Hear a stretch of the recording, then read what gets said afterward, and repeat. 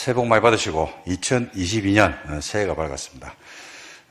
우리 반의 목표처럼 올해는 반의 목표인데 저는 합격반입니다. 그래서 2022년에 치러지는 10월달 시험에서는 전체 지금 수강하시는 분 전체가 저는 합격하는 목표로 한번 앞으로 나아가 보도록 하겠습니다.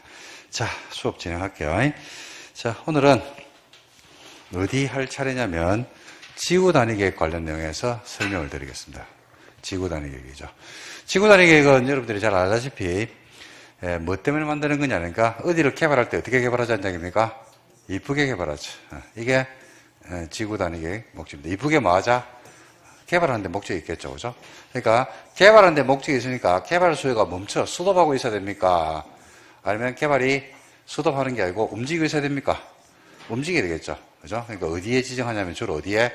꿈틀이라는 단어에 지정돼요. 그래서 개발이, 우리가 지구 단위 계획에서 여러분들이 기억하셔야 될 단어가 두 가지 단어를 기억하셔야 돼요.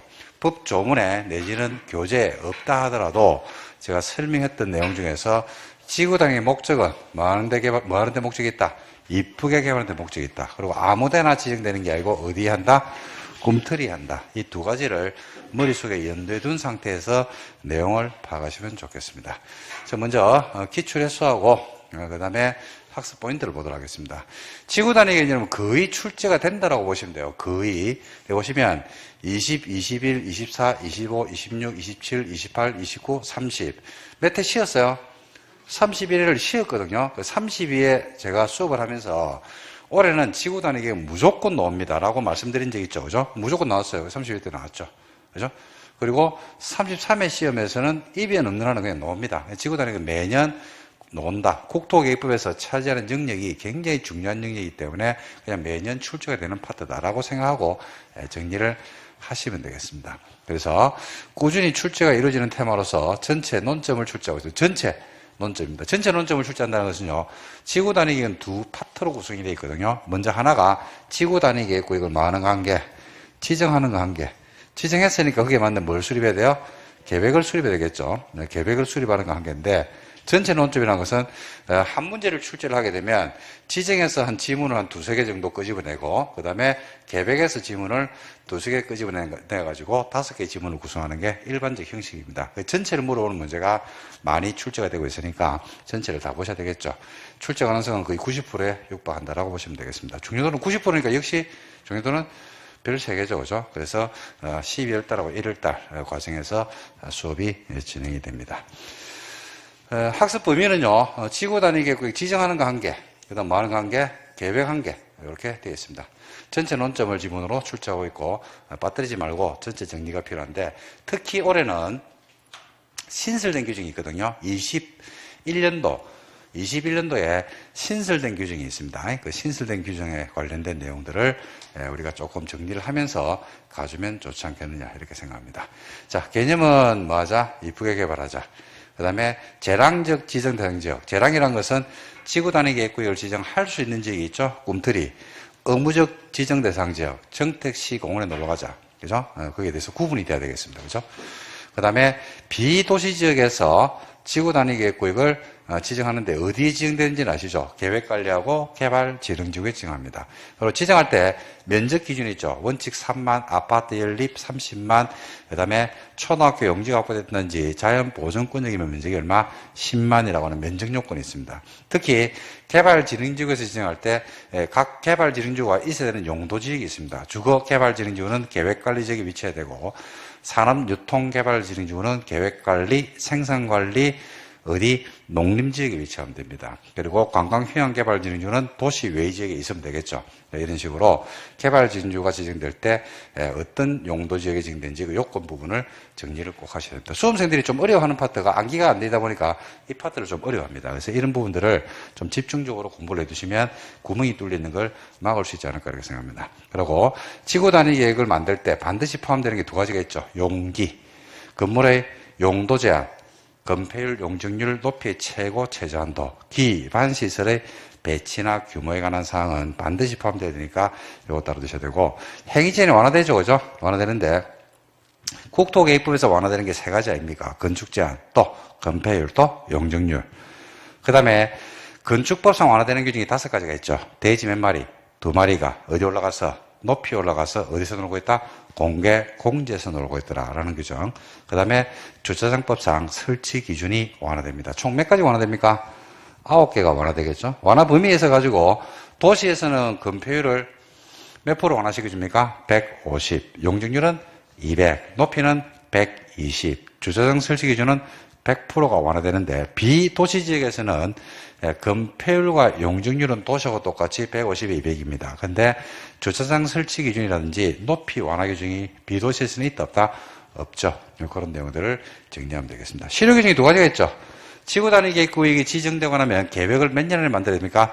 3년. 안 하면 그 다음날 효력을 상실하고 주민이 입안을 제한하는 경우가 있죠. 그죠? 그럴 때는 몇 년 안에 착공이 들어가야 되냐면 5년입니다. 안 하면 또 다음날 효력을 상실해버리죠. 그래서 2가지 내용에 대한 정리가 돼야 될 겁니다. 여러분들이 지금 수업을 진행을 하면서 핵심 쟁점적인 부분을 제가 언급을 먼저 해드리는데 나중에 복습하실 때라든지 예습하실 때 이런 내용들을 가지고 이런 핵심 쟁점적인 부분을 가지고 스스로 답을 할 수 있으면 돼요. 예습할 때 이런 내용들을 활용하면 굉장히 효과적으로 공부를 할 수가 있습니다. 그래서 이 부분에 대한 답을 하면서 이게 무슨 말인지 모르겠는데 의무적 지정 대상지역이 어딘지 모르겠는데 그럼 여기에 구멍이 뚫려있다는 얘기죠. 그럼 이런 부분들을 찾아가지고 구멍을 메꾸고 하는 방식으로 공부를 하시면 시간을 절약하면서 효율적으로 공부를 할 수가 있을 겁니다. 자, 그러면 먼저 대표 문제를 또 한번 볼까요? 대표 문제는 답을 찾기보다는 한번 먼저 보는 겁니다. 먼저 보고 그 다음에 나중에 이제 내용 설명을 다 들은 다음에 문제를 다시 봤을 때 내용 설명을 듣기 전에 우리가 문제를 보는 거하고 내용 설명을 다 들은 다음에 문제를 보는 거하고 느낌이 어떻게 다른지를 한번 여러분들이 체킹을 해보시면 되겠습니다. 자, 보시면 지구 단위 계획구역 지정에 대한 설명입니다. 옳은 것을 골라야 했거든요. 자, 1번. 지구 단위 계획구역은 국장, 시도, 시장 군수가 관리 계획으로 만다 지정을 하죠. 그죠? 지구 단위 계획구역을 지정하는 것도 관리 계획.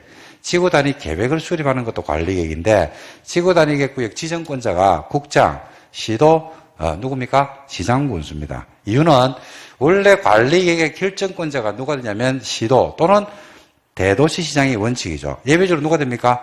국장이 되죠. 근데 시장 군수가 지구 단위 계획구역 지정에 대해서 관리 계획을 입안했습니다. 그때는 관리 계획 결정권자가 누가 됩니까? 시장 군수거든요. 그래서 시장 군수가 지구 단위 계획구역 지정권자가 될 수도 있다 없다? 있다 이겁니다. 이건 관리 계획 파트를 끄집어내야 돼요. 그다음에 공원에서 해제되는 구역이 있습니다. 그 전부에 대해서 지구 단위 계획구역을 지정하여야 한다 이렇게 됐습니다. 맞습니까? 틀렸죠? 여기서는 어떤 글자가 지금 이번 지문에서는 어떤 글자가 눈에 들어줘야 돼요? 어떤 글자? 공원에서 해제되는 구역에서 글자가 들어오면 안 돼요. 눈이 들어오면 여러분들이 그죠? 시야가 쏠리면 안 되죠. 어디에 시야가 쏠려야 돼요? 그겁니다. 하여야 한답니다. 하여야 한다. 그죠? 지구 단위 계획구역을 지정하여야 하는 곳은 정택시 공원에 놀러 가자거든요. 공원 있죠? 근데 지정을 하여야 하려고 그러면 면적이 얼마나 된다? 30만 제곱미터 돼야 되거든요. 이게 뭐 때문에 틀리냐면 하여야 하려고 그러면 전부에 대해서는 지정할 수가 없죠. 면적이 얼마일 때 30만 이상일 때만 지정해야 되거든요. 그래서 틀렸습니다. 이것 때문에 이걸 잘 봐야 되죠. 그래서 2번 같은 지문을 볼 때 여러분들이 가지고 있는 내용 파악의 정도에 따라서 공원에서 해제되는 구역에 초점을 맞추는 분이죠. 공원에서 해제되니까 꿈틀이가 되거든. 그죠? 근데 시험 문제는 어디에 초점 맞추면서 풀어야 된다? 하여야 한다. 지구 단위 계획구역 지정, 의무적 지정 대상 지역은 5개로 정해져 있거든요. 그래서 여기에 초점 맞춰요. 이것 때문에 전부란 말이 틀린 지문이 되겠습니다. 택지개발 지구는 일부에서만 지구 단위 계획을 지정할 수는 없다. 일부에도 지정할 수가 있다. 전부 또는 일부. 꿈틀이의 전부 또는 어디 일부에 지정하니까 틀렸죠. 그 다음에 도시개발 사구역에서 시행되는 사업이 끝나고 나서 10년이 지난 지역은 지구 단위 계획구역으로 지정을 하여야 한다. 맞습니까? 틀렸죠? 역시 이것도 어디에 줄쳐야 돼요? 하여야 한다에 줄쳐야 돼요. 하여야 하려고 그러면 도시개발구역이 아니고 어디에서? 정비구역입니다. 정비구역. 정택시 공원에 놀러 가자니까 정비구역이나 택지개발지구에서 사업이 끝나고 나서 몇 년? 10년이 지나면 됩니다. 그래서 특히 도시개발구역이 아니고 뭐가 돼야 돼요? 정비구역이 돼야 됩니다. 그 다음에 다섯 번째가 지구 단위 계획구역 지정에서 관리계 결정 고시로부터 3년입니다. 지구 단위 계획구역에는 계획이 결정 고시가 안 되면 3년이 되는 날 24시에 효력을 상실하고 해제가 되는 게 아니죠. 그죠? 그 다음 날. 그죠? 그 다음 날이 돼야지 효력을 상실한다. 그 날, 되는 날까지는 효력을 뭐하고 유지를 하고 그 다음 날 만다 효력을 상실하겠죠. 그래서 다 틀려버렸습니다. 자, 이런 내용들이 아주 기본이 되는 내용들로서 지문에서 많이 뜨는 문장입니다. 자, 이거 가지고 내용 파악을 해보도록 하겠습니다.